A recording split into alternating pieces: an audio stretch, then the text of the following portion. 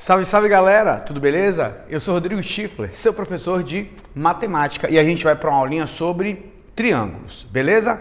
Vamos nessa? Olha só, triângulos são polígonos formados por três lados, três ângulos internos, três ângulos externos e três vértices. Então, vamos analisar aqui. Quando eu tenho aqui esse triângulo, analisa aqui comigo. Quais são os vértices do triângulo? Os pontos A, B e C. Quais são os lados desse triângulo? Os segmentos de reta AB, BC e AC. Os ângulos internos não são X, Y e Z. São A, B e C. Vou chamar aqui de Azão, Bzão e Czão. E os ângulos externos são X, Y e Z. Tudo bem? Gente, lembrando que ângulo externo de um polígono é o adjacente suplementar do interno. Adjacente, você já viu em ângulos, vizinho, do lado. Suplementar, que soma 180 graus. Ou seja, se você pegar aqui, por exemplo, quanto é a soma de A mais Y? 180 graus. B mais E, 180 graus. C mais X, 180 graus. Então, ângulo externo de um polígono, e o triângulo é um polígono, é o adjacente suplementar ao ângulo interno. Então, esses são os elementos de um triângulo. Bom, quanto à classificação, existem dois critérios. Quanto aos lados. Quanto aos lados, um triângulo pode ter os três lados congruentes, sendo chamado de triângulo equilátero. Um triângulo pode ter dois lados congruentes, sendo chamado de triângulo isósceles, e ele pode ter os três lados com medidas diferentes, ou seja, três lados não congruentes, sendo assim chamado de triângulo escaleno. Gostaria aqui de fazer o comentário de que os triângulos isósceles, eles têm pelo menos dois lados congruentes. Pelo menos dois lados congruentes, ou seja, todo triângulo equilátero é isósceles. Isso pode parecer besteira, mas lá na frente vai ser importante para você lembrar que se todo triângulo equilátero é um triângulo isósceles, as propriedades dos triângulos isósceles, elas valem também para os triângulos equiláteros. Então essas são as classificações quanto aos lados e quanto aos ângulos. São três também. Um triângulo pode ter um ângulo reto, ou seja, um ângulo medindo 90 graus, sendo assim classificado de triângulo retângulo. Um triângulo pode ter três ângulos agudos, ou seja, três ângulos menores do que 90 graus, sendo assim chamado de triângulo acutângulo. Um triângulo pode ter um ângulo obtuso, ou seja, um ângulo maior do que 90 graus, sendo chamado de triângulo obtusângulo. Ou seja, quanto aos lados, equilátero, isósceles, escaleno. Quanto aos ângulos, retângulo, acutângulo, obtusângulo. Bem inicial ainda, né? Mas já tem questão do Enem, Repara só, vou sair da frente para você dar uma olhada. Pausa o vídeo e tenta resolver. O remo de assento deslizante é um esporte que faz uso de um barco e dois remos do mesmo tamanho. A figura mostra uma das posições de uma técnica chamada afastamento. Nessa posição, os dois remos se encontram no ponto A e suas outras extremidades estão indicadas pelos pontos B e C. Esses três pontos formam um triângulo ABC, cujo ângulo BAC tem medida de 170 graus. O tipo de triângulo com vértices nos pontos A, B e C, no momento em que o remador está nessa posição Minha gente, se você der uma analisada, o que ele quer é a classificação do triângulo ABC quanto aos ângulos e quanto aos lados. Ele disse que o ângulo BAC, ou seja, esse ângulo A, ele mede 170 graus. 170 graus é um ângulo obtuso, então esse triângulo é obtusângulo. Eu fico entre as letras D e E. Como os dois remos AB, AC têm mesmo tamanho, então esse triângulo vai ter dois lados congruentes. Se ele tem dois lados congruentes, ele é isósceles, ou seja, é um triângulo obtusângulo e isósceles. Eu já ia falar obtusângulo escaleno. Obtusângulo e isósceles, resposta correta é a letra E. Beleza? Perceba que é algo muito elementar, muito introdutório sobre triângulos, mas mesmo assim já tem questão do Enem. Beleza? Tranquilão? Questão de conceito, de classificação. Turma, agora repare, eu queria chamar vocês aqui para uma reflexão que é a seguinte. Existe uma observação chamada de lei da desigualdade triangular, que nada mais é do que a condição de existência de um triângulo quanto às medidas dos seus três lados. Nem sempre três segmentos de reta podem representar lados de um triângulo. Existe uma condição de existência. Vamos analisar? Repara só. A condição de existência de um triângulo quanto às medidas dos seus lados é dada por, repara só, cada lado deve ser menor do que a soma dos outros dois lados. Para que três segmentos de reta representem, sim, os lados de um triângulo, cada segmento tem que ser menor do que a soma dos outros dois. Se eu representar esses lados por A, B e C, o que está sendo dito aqui, nesse texto que eu coloquei em vermelho, é o seguinte, ó. O lado A tem que ser menor do que a soma dos lados B e C. O lado B tem que ser menor do que a soma dos lados A e C. E o lado C tem que ser menor do que a soma dos lados A e B. Ou seja, cada lado deve ser menor do que a soma dos outros dois. Só que eu estou aqui para te dar um atalho, eu estou aqui para lhe dar uma dica. Gente, se você quiser objetividade, ó, basta verificar essa condição para o maior lado do triângulo. Ou seja, se o maior lado for menor do que a soma dos outros dois, consequentemente os outros serão. Galera, se essa condição, depois se você quiser, pausa o vídeo e reflita, se essa condição ela for válida para o maior lado, é claro que para os outros lados ela também será satisfeita.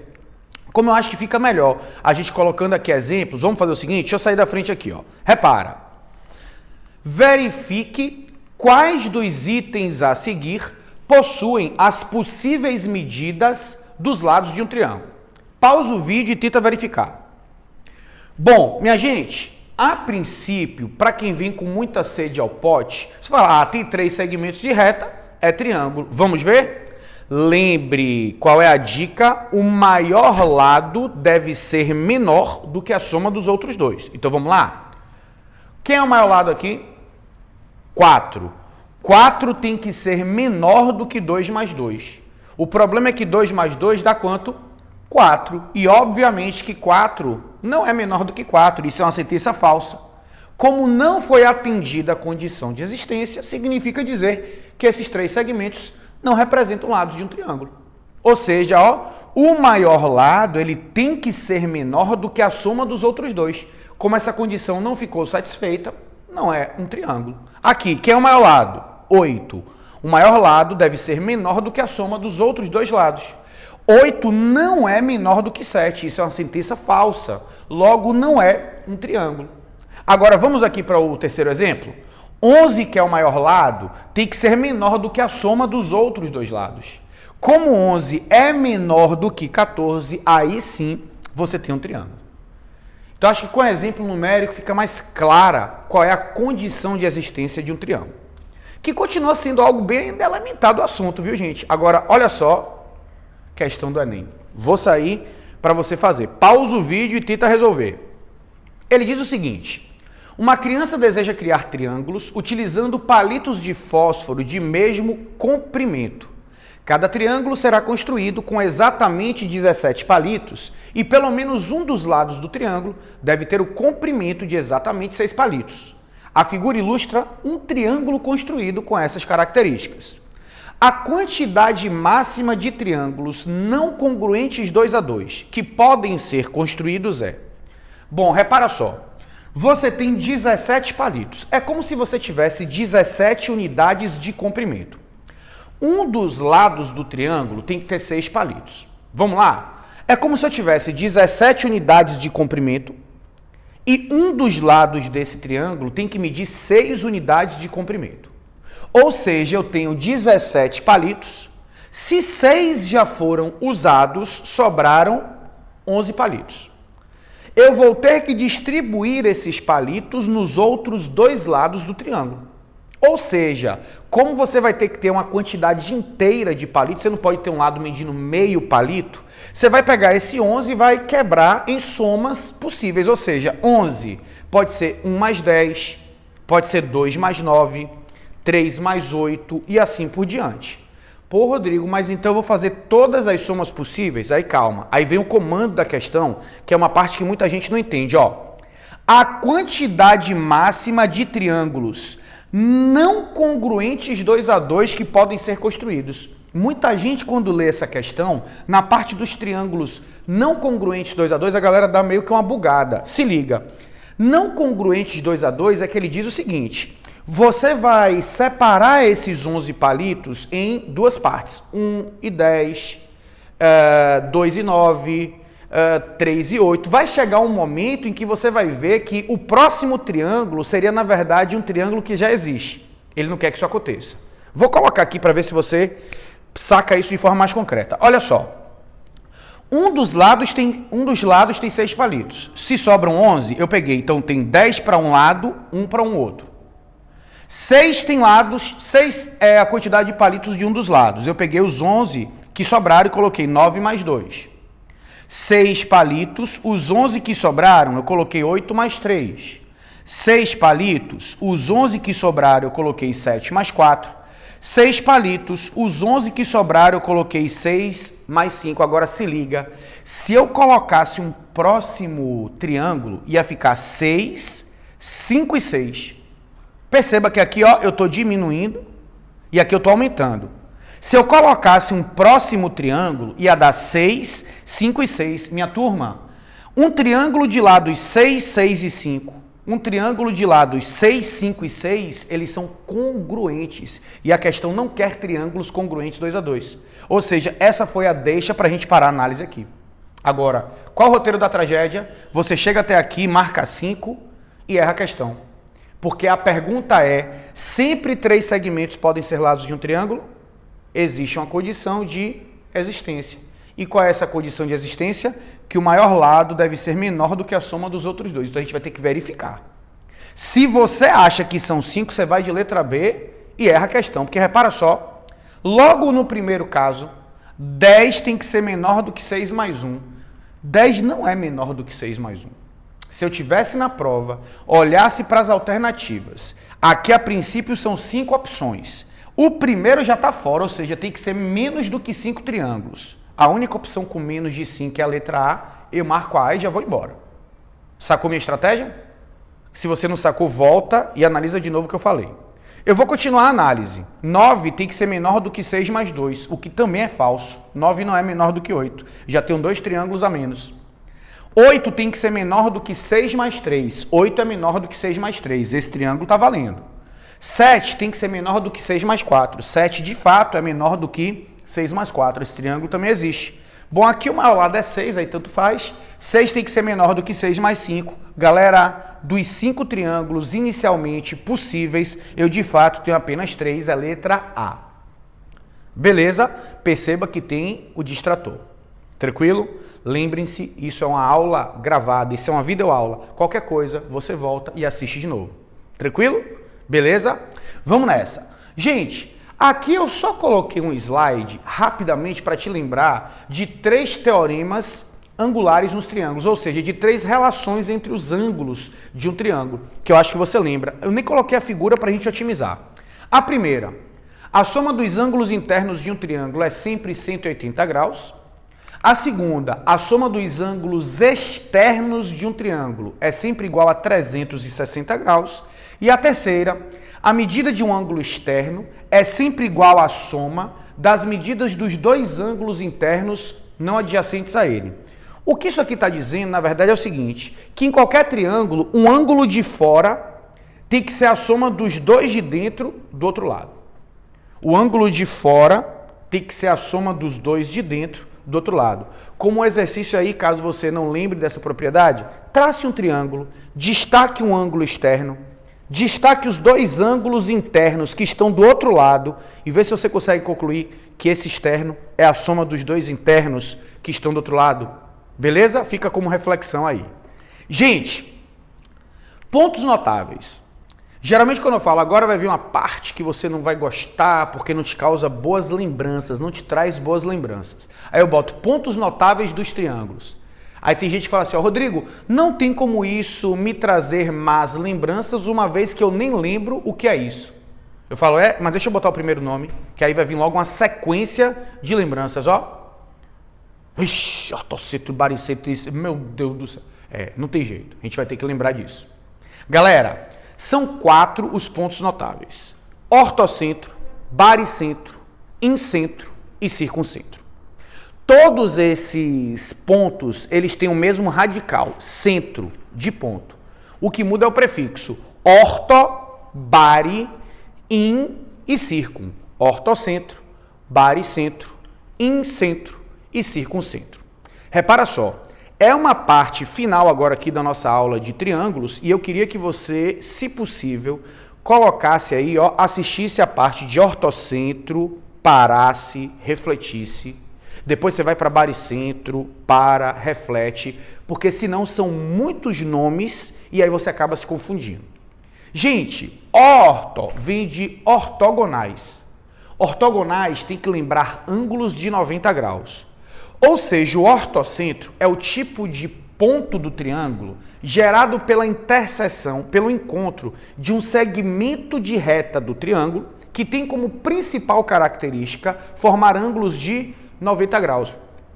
Que segmento em um triângulo tem como propriedade formar ângulos de 90 graus? Começa com al e termina com tura. Muito bem, altura, acertou, miserável. Gente, vamos lembrar o que é altura. Olha só, vou sair daqui da frente para você ler. Altura de um triângulo, segmento que parte do vértice e é perpendicular à reta suporte do lado oposto a esse vértice.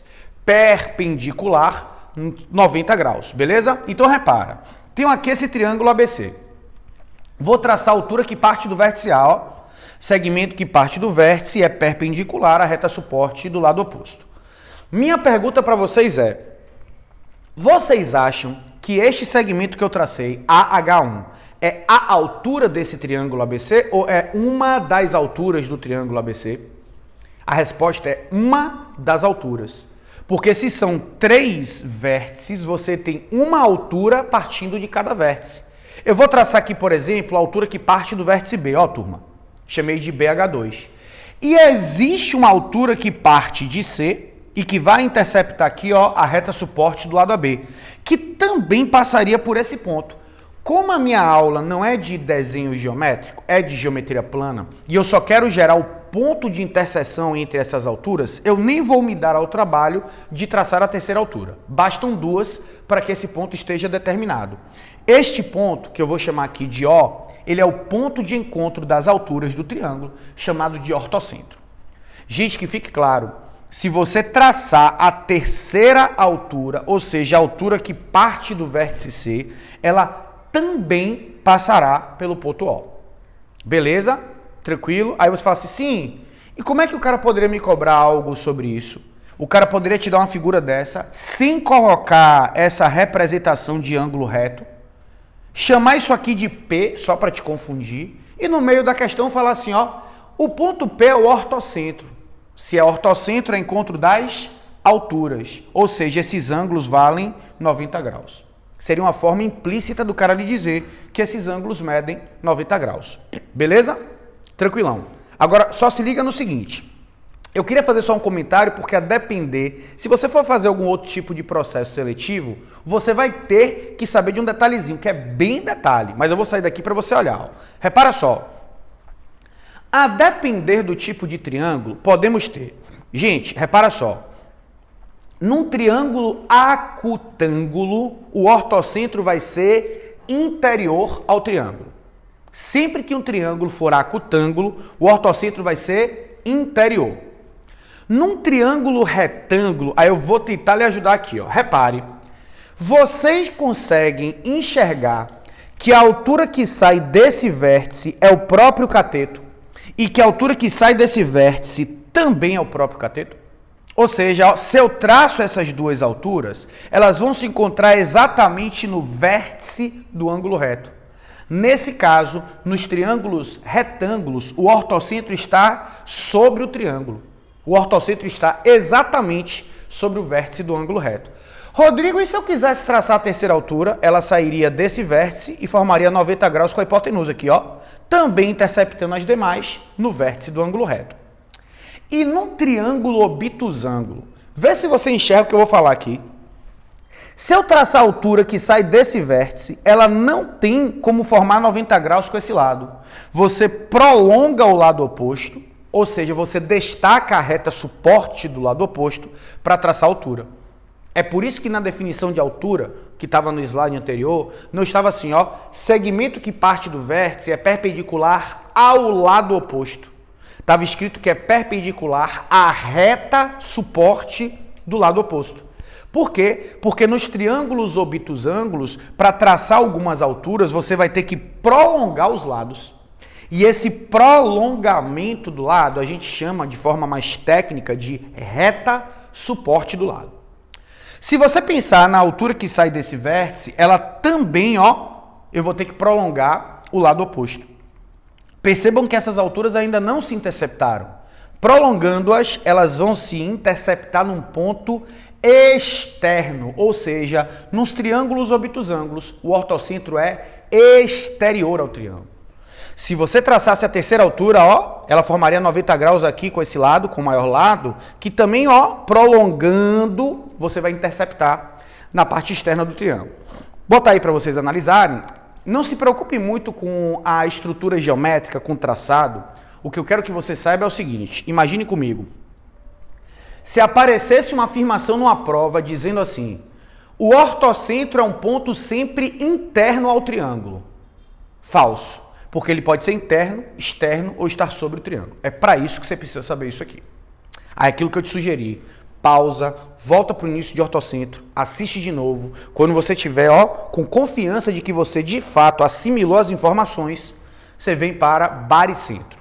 O segundo ponto notável. Minha gente, bari ou baro é um prefixo que representa pressão. Ou seja, esse ponto tem alguma coisa a ver com a pressão no triângulo. O ortocentro é o encontro das alturas. O baricentro é o encontro das medianas. Vamos lembrar o que é mediana de um triângulo? Mediana, segmento que parte do vértice e intercepta o ponto médio do lado oposto.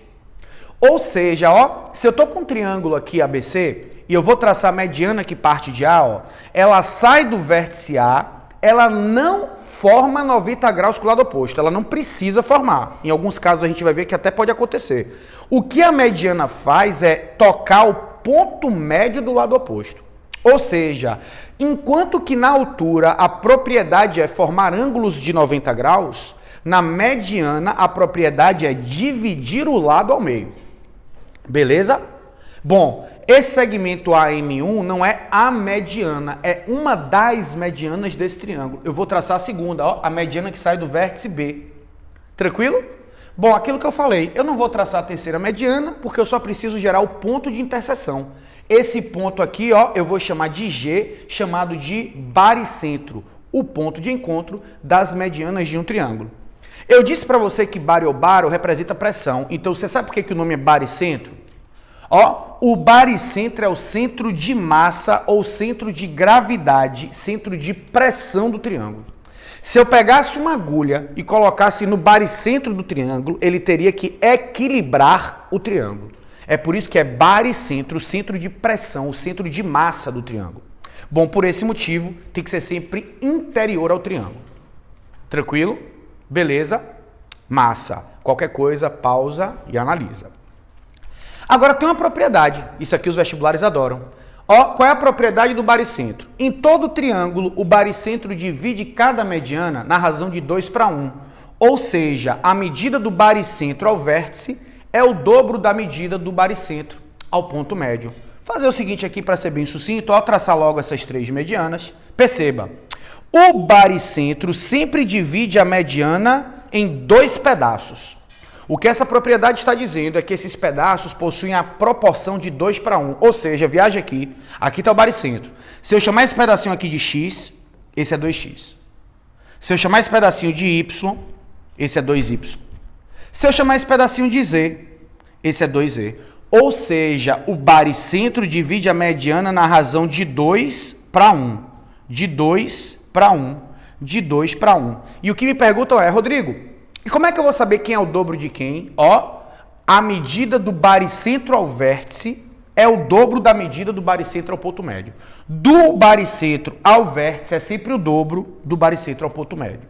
Vou sair da frente Minha sugestão, volta para o início de baricentro, vê se está tudo bem. Se estiver tudo bem, a gente, terceiro ponto, incentro. Daqui a pouco você vai ver porque que o nome é incentro. Bom, o incentro é o encontro das bissetrizes de um triângulo. A bissetriz é o segmento da bissetriz interna, daquela semirreta que divide o ângulo ao meio, que parte do vértice e intercepta o lado oposto, dividindo o ângulo do vértice em duas partes congruentes. Se você quiser objetivar, a altura forma 90 graus, mediana divide o lado ao meio, bissetriz divide o ângulo ao meio. De forma bem objetiva é isso, beleza? A altura forma 90 graus, mediana divide o lado ao meio, bissetriz divide o ângulo ao meio. Então olha só, traçando a bissetriz que sai do vértice A, perceba, ela não forma 90 graus, ela não divide o lado ao meio, ela divide o ângulo ao meio. Rodrigo, mas eu já vi casos nos quais a bissetriz também é altura e tal. Tem, daqui a pouco a gente vai falar. O que eu estou querendo dizer é importante você saber que a altura é responsável por uma determinada propriedade. A mediana é responsável por outra propriedade. A bissetriz é responsável por outra propriedade. Bom, não é a bissetriz, é uma das bissetrizes. Vou traçar a bissetriz que sai do vértice B. O mesmo blá blá blá, como eu só quero achar o ponto de interseção, não é necessário traçar a terceira bissetriz, mas se você traçasse, ela passaria pelo mesmo ponto. Esse ponto eu vou chamar de I, é o incentro. O incentro é o ponto de encontro das bissetrizes do triângulo. Por que o nome é incentro? Olha só, o incentro é o centro da circunferência inscrita no triângulo. É por isso que o nome é incentro. Centro da circunferência inscrita no triângulo. Bom, por esse motivo, gente, tem que ser sempre interno. Se o incentro é o centro da circunferência inscrita no triângulo, ele é sempre interior ao triângulo. E é um ponto aqui distante dos lados do triângulo, porque se você parar para analisar, a distância do incentro a cada um dos lados do triângulo é o raio da circunferência. Ou seja, a distância do incentro a cada lado é constante. Por isso que, tem a mesma distância dos lados. Vou sair da frente mais uma vez, pausa, volta e vê se está tudo bem. Vamos para o último ponto notável. Circuncentro. O circuncentro ele tem uma diferença em relação aos outros três. O ortocentro, o baricentro e o incentro são pontos de interseção entre segmentos dos triângulos. Se são pontos notáveis, a gente vai chamar esses segmentos de segmentos notáveis. Altura, mediana e bissetriz são segmentos notáveis. Para a galera do sul, do sudeste do país, a galera costuma chamar isso de sevianas. É um termo que vem lá do desenho geométrico. Então, altura, mediana e bissetriz são segmentos notáveis dos triângulos ou sevianas. Você sabe qual é a primeira diferença aqui que eu posso apontar do circuncentro? É que o circuncentro ele vai ser um ponto gerado pela interseção não de segmentos, e sim de retas. Mediatriz. Deixa eu te lembrar logo, o que é mediatriz? É a reta perpendicular a um segmento passando pelo seu ponto médio. Ou seja, se eu tenho aqui, se meu braço é um segmento de reta, a mediatriz tem que ser uma reta que forma 90 graus e que divide o meu braço ao meio. É importante você perceber que reta é diferente de segmento de reta. Segmento de reta é limitado, reta é infinita. Então, é a primeira diferença. Mediatriz não é um segmento notável, porque mediatriz é uma reta, logo não pode ser um segmento. Então, repara só. Eu vou traçar a mediatriz que, vou até sair da frente, que passa pelo vértice BC. Repara, reta, porque ela não começa no vértice, ela não termina no lado oposto, ela é infinita nos dois sentidos. E essa reta, ela forma 90 graus e divide o lado ao meio. Beleza? Isso é uma mediatriz. Agora eu vou traçar a mediatriz que parte, ou melhor, que passa pelo lado AC. Forma 90 graus e divide o lado ao meio. Usando o mesmo argumento que eu usei para os outros pontos notáveis, eu não preciso da terceira mediatriz, porque elas já se interceptaram. E esse ponto que eu vou chamar de P é o circuncentro do triângulo. é o centro da circunferência circunscrita. Incentro, centro da circunferência inscrita. Circuncentro, centro da circunferência circunscrita. Então, ó, o circuncentro é o centro da circunferência circunscrita ao triângulo. Por mais que a figura não esteja muito fiel à realidade, mas pense comigo, se isso aqui é o centro dessa circunferência, a distância de P até A é o raio da circunferência, a distância de P até B também é o raio da circunferência, e a distância de P até C também é o raio da circunferência. Logo, a distância do circuncentro aos vértices é a mesma, que é o raio. Por isso que, ó, o circuncentro é equidistante dos vértices do triângulo. Ó, ele é equidistante dos vértices do triângulo. Pode também ser interno, externo ou estar sobre o triângulo. Vou sair da frente para você analisar as propriedades do circuncentro. Bom, gente, para terminar então essa aula, só duas observações, duas considerações finais. Propriedades dos triângulos isósceles. Primeiro, num triângulo isósceles existe uma base. Gente, a base é sempre, para qualquer triângulo, a base é qualquer lado que vocês queiram, tá? É porque tem uma galera que acha que a base tem que ser o lado que está embaixo. O único triângulo cuja base está pré-determinada é o triângulo isósceles. E a base é o lado não congruente aos demais, caso exista. Eu botei caso exista porque os triângulos equiláteros também são isósceles. No caso dos triângulos equiláteros, a base é qualquer lado. Triângulo isósceles, a base é o lado não congruente aos demais. Por acaso foi o que estava aqui embaixo. Os ângulos da base são congruentes.